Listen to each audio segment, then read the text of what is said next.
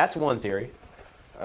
But the theory that I've seen, and the one that I'm most partial to, and I really think it speaks volumes, is the one that says Matthew called himself Matthew out of a semblance of posture, because he did not want to take pride in his Jewish name of Levi,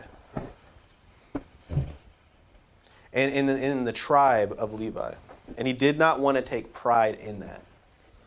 And so then you see the accounts of Mark and Luke. Well, they call him Levi because they know him as Levi. But in his own account, he calls himself Matthew. That's one of the theories. That's the one I personally agree with most.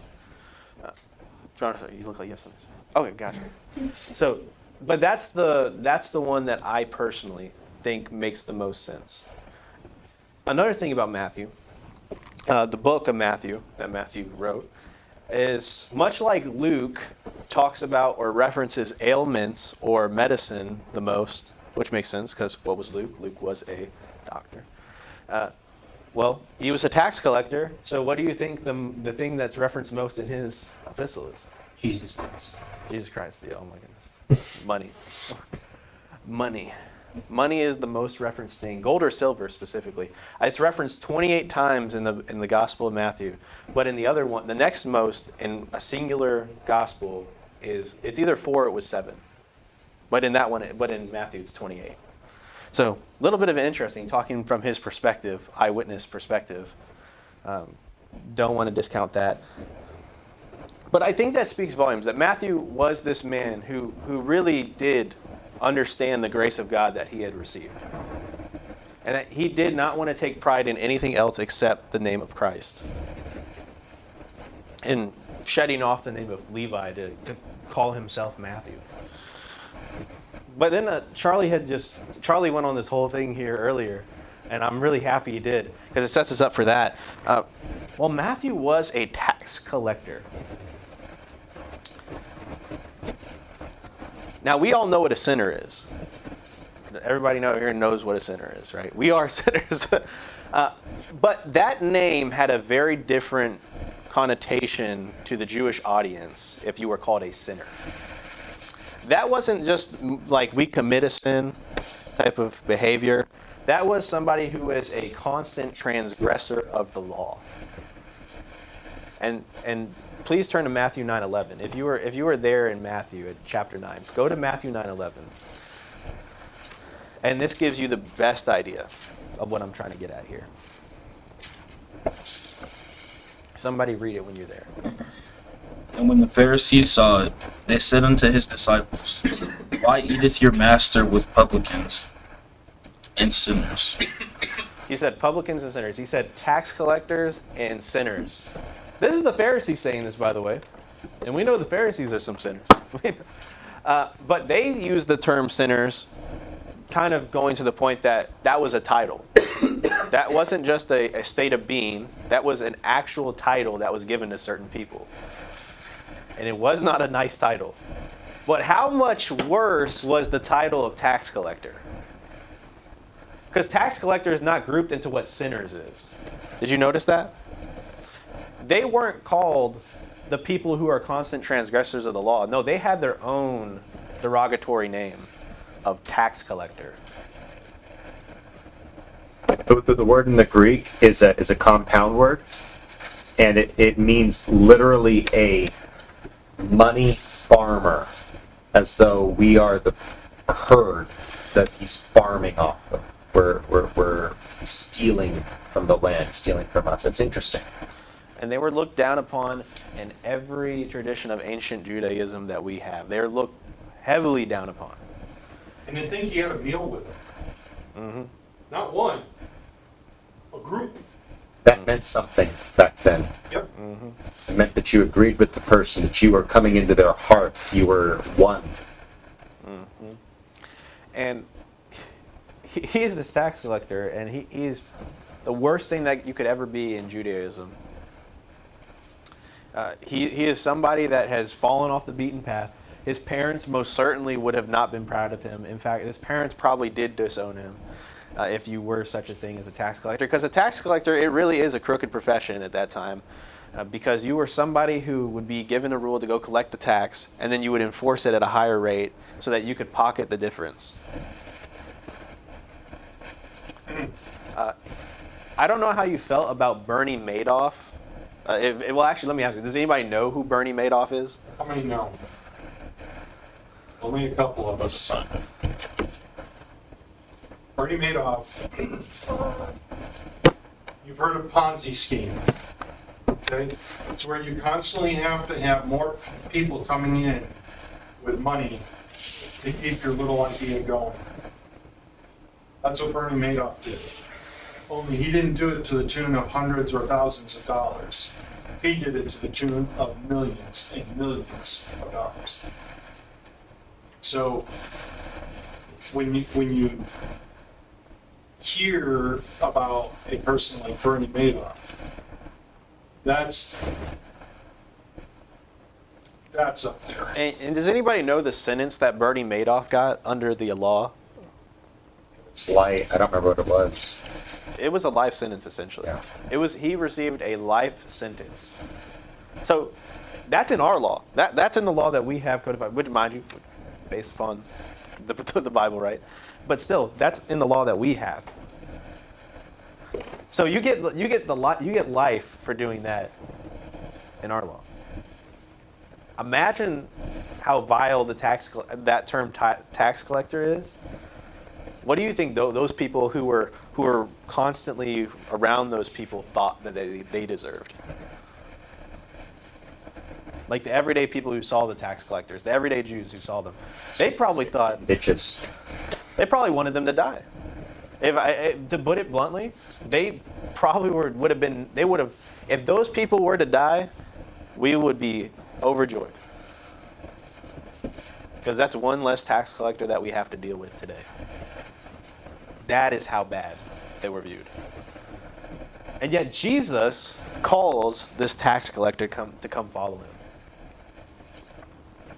And what I find interesting is not that he just called a tax collector, which is the most interesting aspect of that, but the fact that the tax collector went up and followed him immediately. He got up and followed him. It doesn't say that he hesitated. It doesn't say that there was some sort of struggle internally amongst Matthew. At least Matthew doesn't tell us that he had this struggle internally. No, Matthew just tells us that he got up and he followed him. Man. That's the work of Christ. That's the convicting work of Christ. I fully believe that tax collector, Matthew, when he received that invitation from Jesus, it was almost like everything he had known washed away. And that all he could think about was, man, I got to follow this guy. I got to follow this guy. There's no other option. So what would have had to have been some of the qualities of a person like Matthew doing that kind of work? Intelligent. Thick skin, what's that? Intelligent. That's two. Those aren't the only things. Greedy. Depending on upon how rich he was, right? Mm-hmm. So he could have amassed a large amount of wealth, or he could be getting by and justifying every dime extra that he took and tearing himself a new hole. So you Don't know. Meticulous. Say again. You'd have to be meticulous. There you go. He's got to be detailed. He has to know details. He not only has to know details, he's got to be forward thinking. He cannot be reactionary. So now start trying to put this together in your mind. What kind of a person does Matthew have to be a tax collector? Now think about this. What kind of value would that person be to Jesus in his work? Well, he wrote the longest gospel. Well, there's some Yeah. that think that he was the treasurer for the 12 disciples. There's some. But Judas? Yeah, Judas. But yeah, Judas is very, very heavy. Yeah, I don't agree with those people, But but I'll say Judas is this. because I think Judas is Let- blatantly bad. Let's take that out for a moment. Let's take that out of play. Let's say that we don't even consider that. What does Matthew bring to the table, per se? If I could word it like that. Would he have been very well educated? I think so. I do. Very well educated. He totally understands Jewish custom. Okay? He totally understands the law, I believe. He brings a lot to the table. Outside of the financial, he is meticulous. How many times do you think Jesus was looking to him to try to help organize something? I bet it was a pretty fair amount. He wasn't the person, not that Matthew didn't do this, but Matthew didn't have to be the quote-unquote mouthpiece. When you're in a team, you have a role. Really. And it's important that you do your role. When I was coaching basketball, I constantly try to tell players, look, let them do their job, you do yours. And that's to prevent people stepping on each other and messing things up. Very important in this situation.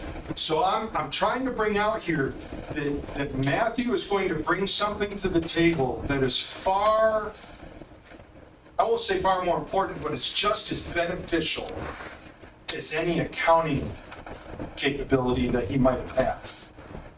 He is thorough, he is meticulous, he is educated, for sure. He knows, he understands. And so that's who Matthew is. Now, extra biblical talking here. There's some people that believe that the way Matthew died, some people believe he died in Ethiopia of that time. It would be like modern day Syria, modern day Persia. It'd be this location from which he died. And a lot of people think he died on mission. But there's some people who believe he died of natural causes, just old age. Yeah, gotcha. Real quick, I gotta step out in this situation. But y'all keep Clint in your prayers. Since Thursday, he's been working 16 to 18-hour days. He's getting home around 11, going to bed at midnight, waking up at 4. And it's not gonna stop till Tuesday or Wednesday. So y'all just be praying for him, for his strength. That's why he's not here this morning. I gotcha. We'll be praying. We need to be praying. I can relate really well to that right now. So I know how, and he's doing, mind you, I'm doing stuff from an office. You have to think about what he's doing. He's doing physical, manual labor for that long. That does a toll on your body. So be praying for Clint. Be praying for Clint. But there's some people who believe that's the way that Matthew died, but like I said, there's no universally agreed upon stance on that. That's all just conjecture. But the biggest thing I wanted us to take away today, and what this means for us, what Matthew means for us, is, well, actually, hang on. I just remember, I forgot to mention something. I'm so sorry, everybody. I forgot to say something. I wanted to talk, I said it earlier with the Synoptic Gospels, and I forgot to mention this. Matthew presents Jesus in a very interesting way, much like all the Synoptic Gospels do. John presents Jesus as the Son of God. A lot of people think that Luke presents him as the Son of Man. And then there's people who say that Matthew presents him as the Messiah, going to the reason for why a lot of people believe that it was the first book written since Old Testament. And so that's a pretty compelling reason, if you ask me. Because, man, the Old Testament was kept talking about this Messiah to come, the one who was going to say that, Emmanuel, he was coming. Who is he? Well, what Matthew tells us. Matthew tells us, no, this Jesus, he is the Messiah. He has all the qualities of the Messiah. He has accomplished this prophecy here, this prophecy here. Jesus, from his own lips, is telling us in this book of Matthew that he did these things. And that's significant because this is Matthew's eyewitness. But it corroborates with all the other ones on many accounts. So that's the one thing I wanted to point out there before we get into the final point, what it means for us. So what it means for us. What does Matthew mean for us? Well, here's what Matthew means for us. Is if Matthew, a tax collector, someone absolutely despised by ancient Judaism, a profession that is by no means holy, or even anywhere close to it, can be called by Jesus, used by Jesus, and furthering the kingdom for Jesus, what does that mean for us? All the same things. All the same things. We can be used by Jesus. We can further the kingdom for Jesus. We can accomplish the purposes for Jesus. But man, I don't want you to miss this. We got to get up and follow him. We got to get up and follow him. If Matthew doesn't get up at that moment and follow him, he has forsaken him. And I think everybody in his room has gotten up to follow him. If we're a professing believer and we say we are followers of Christ and we have the faith and we have the fruits that support the fact that we do have that faith, then we are the people who say, Lord, I'm following you. I'm going to get up and follow you. But here's what we got to be very, very careful to do. We need to not get complacent sitting down. Because it's a big temptation once we've gotten up to follow him for us to rest on our laurels and to really just take a seat in the Christian life, if I could ever put it in such a way. And it's a dangerous thing to be in that complacent mode. Ministry is so important, not just in the formal sense of what you see in the church, but in the fact that when you go to work that day, that's your ministry. That's and when I say your ministry, that's the Lord's ministry, and that he's using you in that ministry of your work. He's using you in your ministry of the educational field that you're in. He's using you in when you go to the supermarket. He's using you everywhere you go to point to him. But we got to ask ourselves, am I going to point to him? Am I going to be obedient and follow what he has to say? Because, in a lot of these instances I mentioned, it won't cost you anything if you do say something. But there might come a time where it does cost you to point to him and to come up and follow him. And when you're encountered with that moment, or if you ever encounter that experience, you're going to have to make a tough decision. Because the world is going to be telling you and giving you the most convincing argument that they have to offer. And yet at that point, you're going to have to recollect the truth of the gospel and the truth of what Christ has done in your life up until this point and say, which one of these do I believe? Which one of these is the real truth? And I think it's pretty apparent that Christ has presented you with the real truth, and we got to stand firm. So that's what it means for us. That's what Matthew means for us. That's what Peter means for us. Someone who's been forgiven of a great many sin and a great much of grievous types of sin that have humongous consequences and are not viewed nicely. But he has forgiven us to go so that we can go and follow him. And that's all I wanted to present to you guys today with Matthew. Next week, I don't know if Miss Nikki will be picking it back up, just depending upon how Miss Nikki feels recovering from a procedure. So we'll be praying for Miss Nikki because, man, can't imagine what the recovery process for that's like. She's doing all right. Okay, good. She is. She's just sore. Her back is sore. Gotcha. So we'll be praying for Miss Nikki. Be praying for Clint, or please be praying for Clint. There's still people, and the reason why he's working, guys, is because there's people that are still without electric from the storms going on. And if you can imagine trying to sleep at night in 80-degree heat, you know what's going on. So he's out there trying to get people cooled off with a great many others. So we'll be praying for him, and then do we have any other prayer requests before we're dismissed? My grandma's having hip replacement surgery tomorrow, which is a prayer request and a praise, because she's been in pain for years, and finally the doctor was like, you don't have a ball in your socket here. So Wow. she's having this ball. Be praying for that.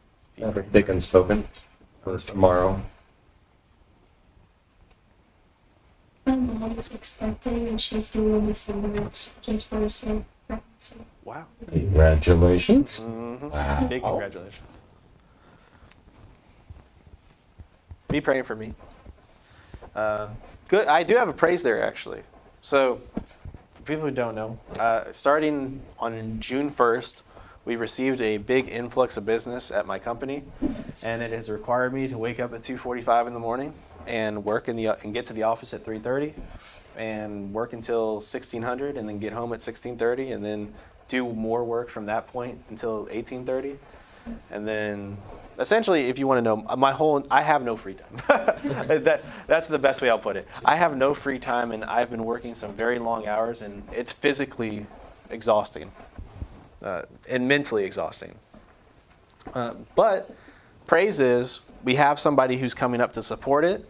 So somebody who will be taking that off my shoulders, because the only reason I've been supporting it is because I'm the only person who knows what's actually happening with that account and the intricacies of it. But we're training somebody up to take over it, which I'm really happy about. So in about 2 to 3, or it could either be 2, 3, or a month, 2, 3 weeks or a month before that person comes in. But hey, at least there is an end in sight to these crazy hours of having to wake up at 2:45 in the morning. And I do praise God for that, because that's going to give me the opportunity to be able to hang out with you guys more, and also be able to minister and fellowship with you guys on a more frequent basis. Because right now, I'm really not able to do that. And I've been missing you guys a lot. And so I'm praising the Lord for that, but also continue praying for me to keep me strong, that the Lord will continue to sustain me in all of it, and I would continue to be obedient in every facet of the way I'm walking at the workplace. Because I tell you, like when 12 o'clock or 1300 hits, I'm about to pass out. I'm like, oh, you know what? My eyes are drooping. I'm gonna take a nap. I started doing one of these. But no, do be praying for me, please. Well, if that's all the prayer requests we have, Brother Charlie, can I get you to? Absolutely. Lord, we thank you for the great stuff we covered this morning. And I could not agree more. I pray that it would not be head knowledge. It needs to go internal. Lord, I pray that you would let it sink deep within our hearts and help us to really ponder it, to wonder it, Lord, to behold it. I think about that verse in Joshua, this book of the law. This book of the law shall not depart out of thy mouth, but thou shalt meditate therein day and night, that thou mayest observe to do according to all that is written therein. Then thou shalt make thy way prosperous, and then thou shalt have good success. May we meditate on your word. Lord, I pray that you help us to be the beacons of hope and light that we need to be, and may we point others to you. Bless this day, bless the service, bless these young people. Not just here, but in the workplace, in the play place, in the marketplace. We ask this in Jesus' name. Amen. Amen. God bless you guys. Likewise.